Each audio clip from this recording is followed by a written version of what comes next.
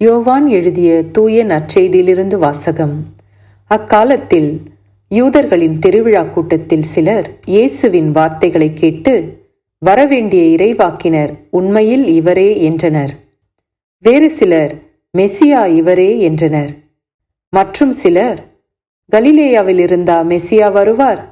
தாவீதின் மரபிலிருந்தும் அவர் குடியிருந்த பெத்லஹேம் ஊரிலிருந்தும் மெசியா வருவார் என்றல்லவா மறைநூல் கூறுகிறது என்றனர். இப்படி அவரை குறித்து மக்களிடையே பிளவு ஏற்பட்டது. சிலர் அவரை பிடிக்க விரும்பினர், ஆனால் யாரும் அவரை தொடவில்லை. தலைமை குருக்களும் பரிசேயர்களும் அனுப்பியிருந்த காவலர்கள் அவரிடம் திரும்பி வந்தார்கள்.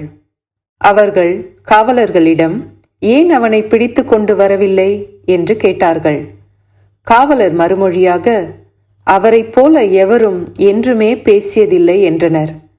பரிசேயர் அவர்களை பார்த்து, நீங்களும் ஏமாந்து போனீர்களோ? தலைவர்களிலாவது பரிசேயர்களிலாவது அவனை நம்புவோர் யாராவது உண்டா?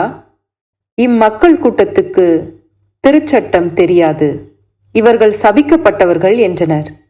அங்கிருந்த பரிசேயருள் ஒருவர் நிக்கதேம்.